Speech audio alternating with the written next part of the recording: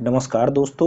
आज मैं आपको एक ऐसी इतिहास की घटना सुनाने वाला हूं जो इतिहास के पन्ने में दर्ज है। भारत की कंधार प्लेन हाईजैक की ये घटना जो है, इसका किस तरीके से पूरा घटनाक्रम होता है, कैसे 5 आतंकवादी एक प्लेन को हाईजैक करते हैं और उसके बदले में 3 आतंकवादियों को भारत से छुड़ा ले जाते हैं।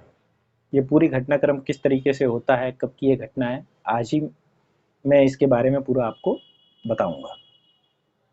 तो ये घटना शुरू होती है 24 दिसंबर 1999 को।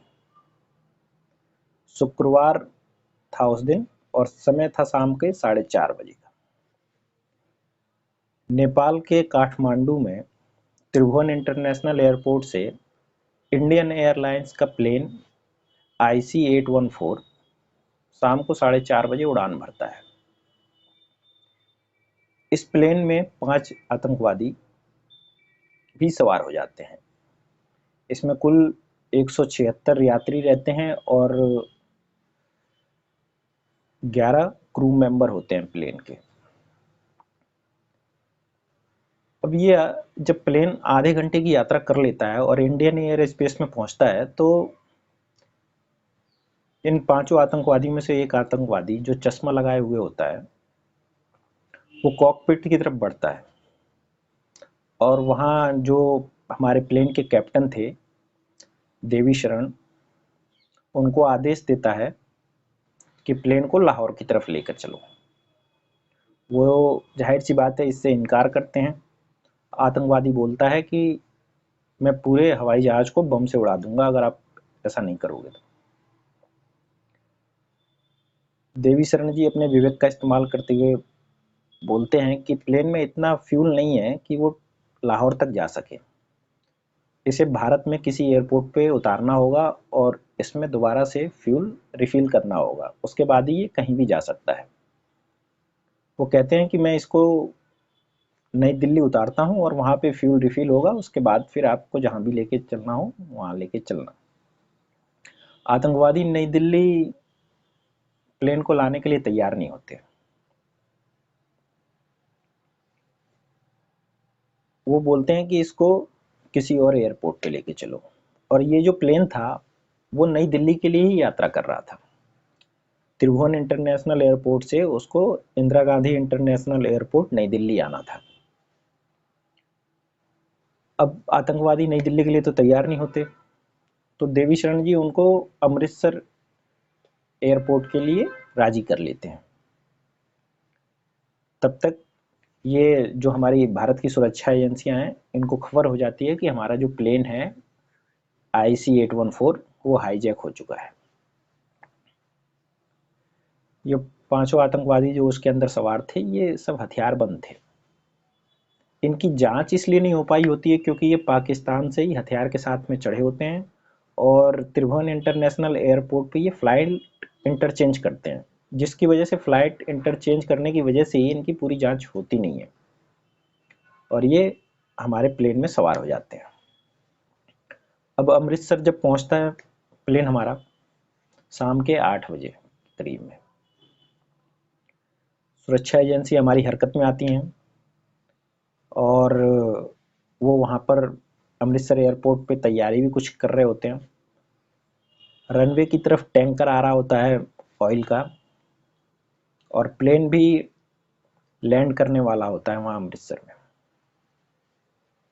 तब तक अचानक सुरक्षा एजेंसियाँ जो हमारा फ्यूल का टैंकर रहता है उसको वायरलेस पे मैसेज देते हैं कि रुक जाओ, जिसकी वजह से वो टैंकर बीच में रुक जाता है।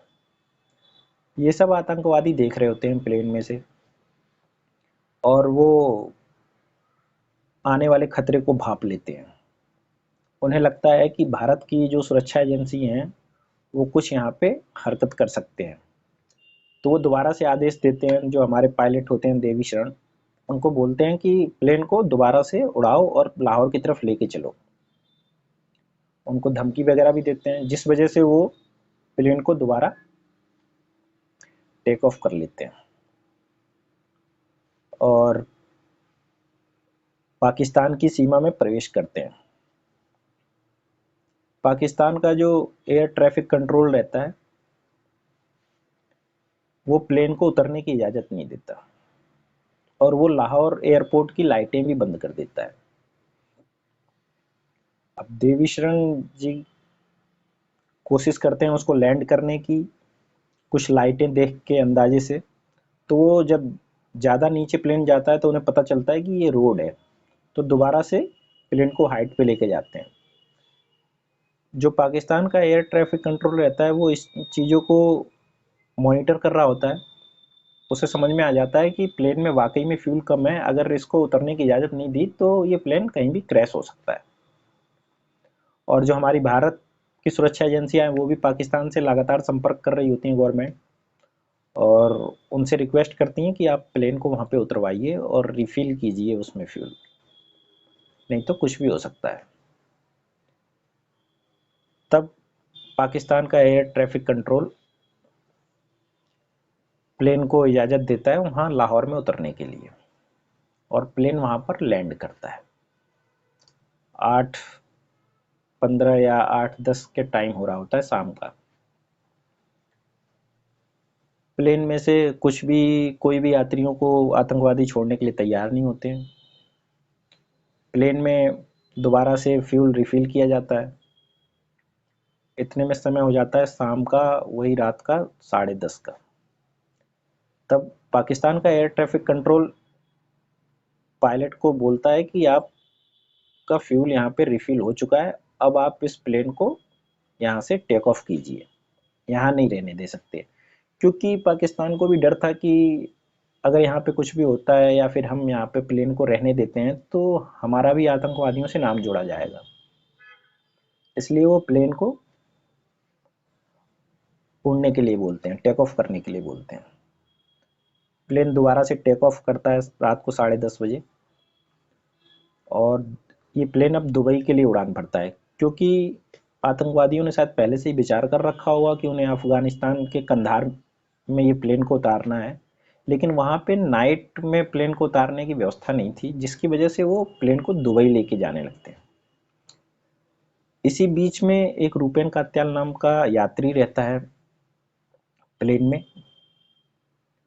वो कुछ हरकत कर रहा होता है तो उसको एक आतंकवादी चाकू मार देता है, उसको घायल कर देता है रूपेन कात्याल को।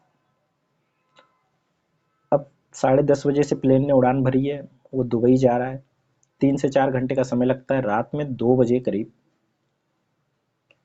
दुबई एयरपोर्ट पे ये प्लेन पहुंचता है और वहां पे ये लैंड करता है।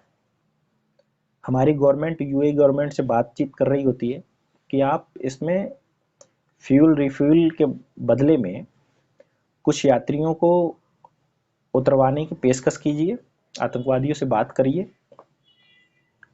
और हमें कमांडो एक्शन की परमिशन दीजिए। यूएई गवर्नमेंट बोलती है कि हम यात्रियों के लिए तो बात कर लेते हैं आतंकवादियों से कि फ्यूल रिफिल के बदले हमें कुछ यात्री प्लेन से आपको उतारने होंगे, लेकिन कमांडो एक्शन के लिए यूएई तैयार नहीं होता। वो नहीं चाहता था कि हमारे यहाँ किसी प्रकार का खून खराबा हो या कोई ऊंच नीच हो तो हमारा नाम भी बदनाम हो। आतंकवादी फ्यूल रिफिल के बदले में 27 यात्रियों को छोड़ते हैं, और जिनमें एक रूपेन कात्याल जो शख्स घायल हो चुका है उसको भी उतार लिया जाता है। 27 यात्रियों में ज़्यादातर बुजुर्ग और महिलाएं और बच्चे थे, इनको उतार लिया जाता है। इस प्लेन में विदेशी यात्री भी सवार होते हैं, 24 विदेशी यात्री भी रहते हैं, वो सारे इसमें प्लेन में ही है। इस तरीके से फिर दुबई का एयर ट्रैफिक कंट्रोल पायलट को बोलता है कि आप यहाँ से प्लेन टेक ऑफ कीजिए और यहाँ से जल्द हमने फ्यूल रिफिल कर दिया, आप लेकर यहाँ से कहीं भी जाइए। फिर से दोबारा प्लेन दुबई इंटरनेशनल एयरपोर्ट से टेक ऑफ करता है और कंधार की तरफ उड़ान भरता है। कंधार को इससे पहले ज़्यादा लोग नहीं जानते थे। कंधार दक्षिणी अफगानिस्तान में है, अफगानिस्तान का दूसरा सबसे बड़ा शहर है ये। यहाँ पे ज़्यादातर नशीले पदार्थ और ये ड्राई फ्रूट वगैरह मिलते हैं। सुबह 8 बजे के करीब में प्लेन कंधार एयरपोर्ट पर लैंड करता है। लैंड करते ही जो तालिबान के सैनिक रहते हैं वो प्लेन को चारों तरफ से घेर लेते हैं और वहाँ पे टैंकर वगैरह और गाड़ियाँ वगैरह लगा लेते हैं चारों तरफ से। अफगानिस्तान में उस टाइम पर तालिबान का राज था। तालिबान को वैश्विक स्तर पर मान्यता अभी नहीं मिली थी, भारत ने भी उसको मान्यता नहीं दी थी। तालिबान इसको मौके की तरह लेता है और वो आतंकवादियों से बात करके और भारत से बात करके मध्यस्थता का काम करने की कोशिश करता है। आतंकवादी मांग करते हैं कि जो हमारे भारत के जेल में 35 आतंकवादी बंद हैं उनको छोड़ा जाए और 200 करोड़ अमेरिकी डॉलर नगद हमें दिया जाए। भारत सरकार इस बात के लिए तैयार नहीं होती और वो तालिबान से बात करती है कि इतना सब कुछ हम नहीं कर सकते। तो जैसे तैसे 3 आतंकवादियों को छोड़ने पर बात करते करते सहमति बनती है। इस प्रक्रिया में 6 से 7 दिन का समय बीत जाता है। लास्ट में 31 दिसंबर के दिन आतंकवादी 3 आतंकवादियों के बदले सारे जो प्लेन में अभी तक 155 के लगभग में 150 के लगभग में यात्री जो थे उनको छोड़ने के लिए तैयार होते हैं। अब जो 3 आतंकवादी थे उसमें सबसे पहला जो आतंकवादी था वो था मौलाना मसूद अजहर, जो कि वहाँ से जब छूट गया, जब उसको भारत ने सौंप दिया आतंकवादियों को, तो उसके बाद इसने 2000 में ही जैसे मोहम्मद नाम के एक संगठन का गठन किया है पाकिस्तान में और वो अभी भी एक्टिव है। दूसरा जो आतंकवादी था वो था अहमद जरगर और ये पाकिस्तान अधिकृत कश्मीर में ट्रेनिंग कैंप चलाता है आतंकवादियों के। और तीसरा जो आतंकवादी था वो था शेख अहमद उमर सईद। इसने 9/11 की जो हमले की योजना थी इसी ने बनाई थी और ये डैनियल पर्ल करके एक अमेरिकी शायद नागरिक था, उसकी हत्या में भी ये पकड़ा जा चुका है। अभी पाकिस्तान सुरक्षा कर्मियों के अंडर में है, ये कैद है, सजा काट रहा है। तो ये तीनों आतंकवादियों को छोड़ने पर भारत राजी होता है। उस टाइम के जो हमारे विदेश मंत्री थे जसवंत सिंह जी और गृह मंत्री लाल कृष्ण आडवाणी थे और अटल बिहारी वाजपेयी जी प्रधानमंत्री थे। तो ये प्रधानमंत्री जी के लाइफ का, जो अटल बिहारी जी थे उनके लाइफ का ये सबसे कठिन फैसला माना जाता है।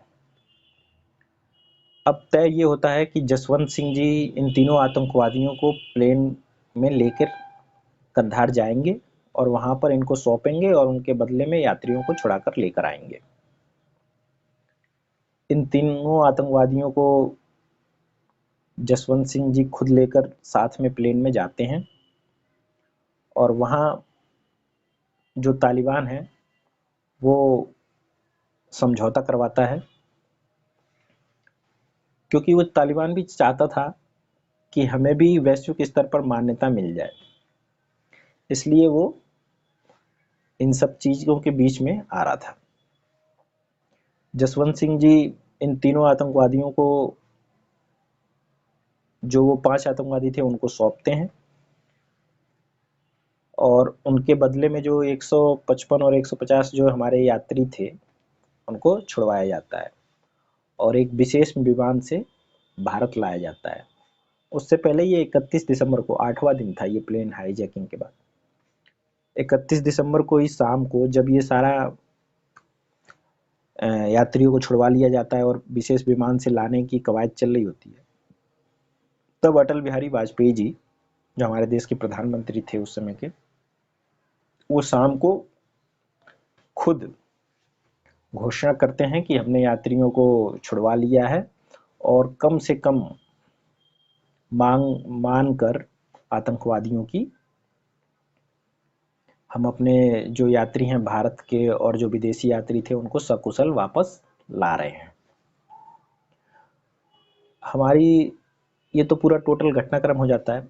जो हमारी सुरक्षा एजेंसियां हैं उन्होंने कुछ दिनों बाद जो इस आतंकवादी घटना में 5 आतंकवादी शामिल थे उनका भी पता लगा लिया था।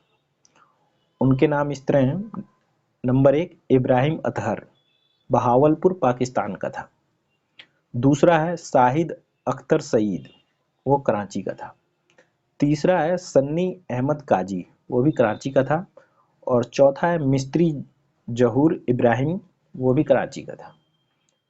और जो हमारा 5वां वो आतंकवादी था वो था शकीर शुक्कुर, वो भी पाकिस्तान का था। यानी कि ये 5 आतंकवादी पाकिस्तान के थे।